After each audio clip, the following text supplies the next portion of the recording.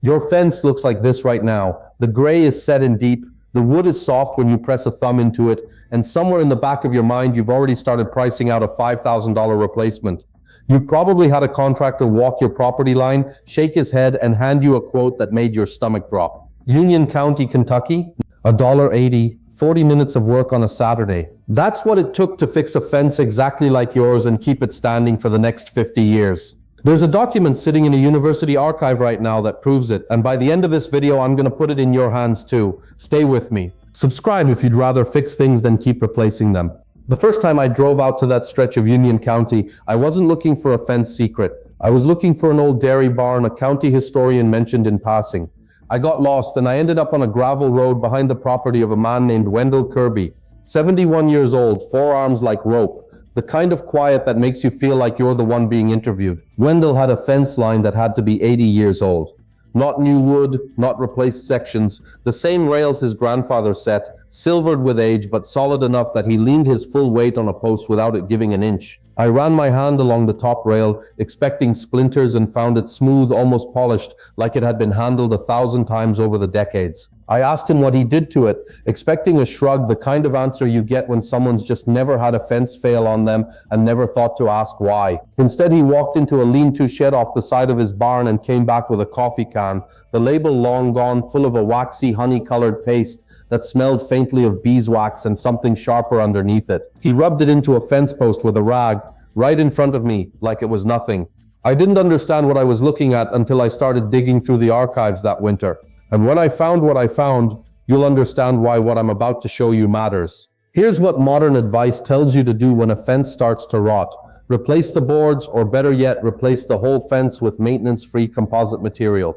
That composite fencing runs $35 a linear foot installed, and even a straightforward wood rebuild isn't cheap. Urgen's own 2026 installation data, drawn from more than 41,000 real installed wood fences, puts the typical project between $3,500 $6,800. That's the real current market price of doing nothing until a fence is too far gone to save. The pressure-treated lumber industry alone is worth billions of dollars a year in the United States, built almost entirely on one idea, that wood is temporary and you should expect to replace it. But wood was never the problem. Untreated grain left exposed to sun and standing moisture is the problem, and that's a completely different, completely solvable problem. Here's what Wendell Kirby's family never did. They never let a fence wear out in the first place, and it's the reason his rails are still standing a lifetime after they were split from the tree. Wood doesn't rot because it's old. It rots because water gets into the open grain, sits there, and feeds the fungus that breaks down the cell walls. Sun does the rest. UV light breaks down the lignin that holds wood fibers together, which is why untreated fence boards turn that ashy gray color before they ever start to crack. The mixture Wendell showed me solves both problems at once, and it costs about $2 to make a batch that'll treat an entire fence line. You need food-grade mineral oil, beeswax, and a small splash of turpentine to help it soak in deep on the first coat. Melt the wax low and slow, stir in the mineral oil until it's fully combined, add the turpentine off the heat, and let it cool into that same waxy paste Wendell kept in his shed. None of these three ingredients are exotic. Farm families used what was already sitting in the barn or the pantry, oil they had on hand for tools and hinges, wax saved from their own hives or bought cheap by the block, and a splash of solvent to help the first coat travel deep into old dry grain instead of just sitting on the surface. There's nothing here that needed a factory or a chemist. That's precisely why it worked for 80 years without anyone needing to reinvent it.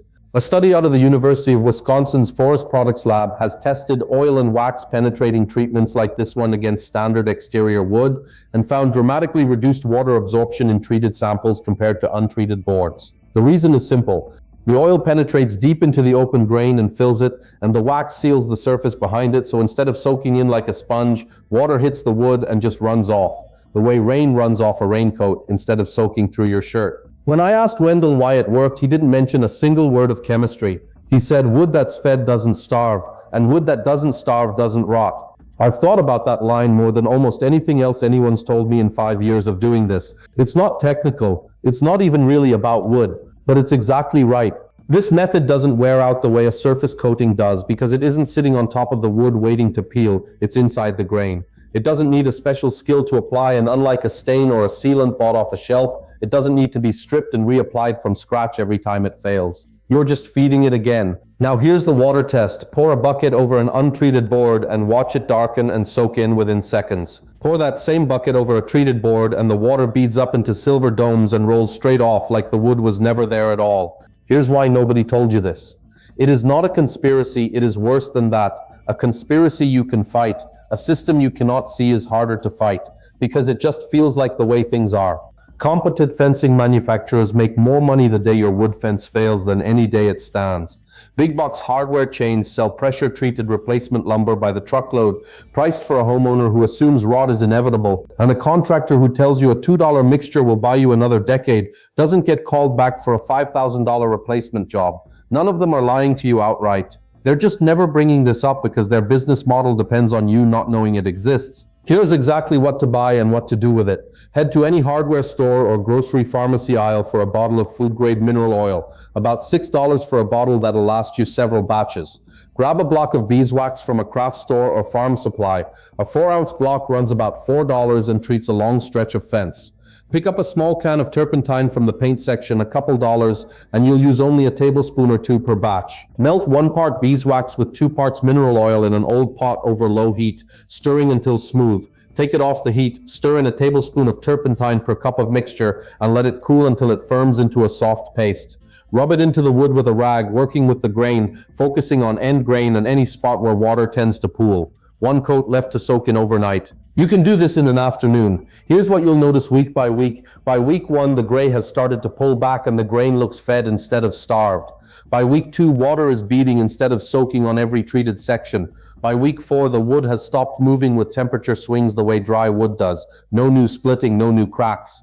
Plan to touch it up once a year, and that fence stops being something you replace and starts being something you maintain. In a State Historical Society collection of pre-1945 agricultural extension bulletins filed under farm structure maintenance, there's a mimeographed pamphlet titled Fence and Rail Preservation for the Small Farm, written by an extension agent in the late 1930s and distributed to farm families across the region during the hardest years of the Depression when nobody could afford to replace a fence, period.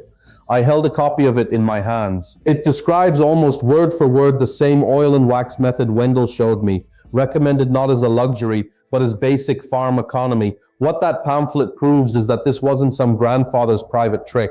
It was standard, documented, widely taught American knowledge that simply stopped being taught once cheap replacement lumber and composite materials made it unprofitable to teach. Now I know what some of you are already thinking. First, does this actually hold up, or is it just a temporary shine that looks good on camera and fails the first time it really rains? The Wisconsin lab data and Wendell's 80-year-old fence line both say the same thing. It holds as long as you reapply once a year, the same way you'd reapply any protective coating. This was never sold as a one-and-done miracle. It was sold as maintenance, the same way you'd change your oil instead of waiting for the engine to seize. Second, my fence is different. It's already too far gone. This won't save mine. If the wood still holds a screw and isn't crumbling to the touch, this treatment will still penetrate and stop the rot from spreading further, even on older wood. It won't rebuild wood that's already turned to sponge, but it will stop everything around that damage from following it. Third, your contractor or your spouse might tell you this is a waste of time compared to just replacing the boards. That's a fair thing to hear, and I'm not going to tell you they're lying to your face. Ask them one honest question instead. How much of their income depends on you replacing it instead of maintaining it? Most of the time, that question answers itself before they even open their mouth. And if you're still not sure, here's the one thing I'd ask you to try first. Treat a single board, do the water test yourself, and decide from there. You don't have to trust me, just trust the bucket of water. You didn't lose this knowledge. It was taken from you, one building code at a time, one sales pitch at a time, one generation at a time, until replace it became the only answer anyone thought to give you. Somewhere along the way, knowing how to take care of what you already own stopped being common sense and started being a niche skill you have to go looking for on a Saturday night. There is a group of people, most of them our age, who have decided they are done being sold solutions to problems that should not exist in the first place.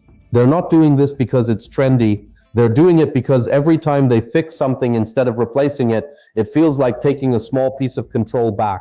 If that's you, tell me in the comments what's rotting on your property right now that you were about to replace instead of repair. I want to know exactly what you're standing in front of. Next time I'm heading into a county records office to show you the forgotten root cellar cooling method that kept produce fresh through a Depression-era summer without a single watt of electricity, and the ice house ledger that proves it. I'll see you there.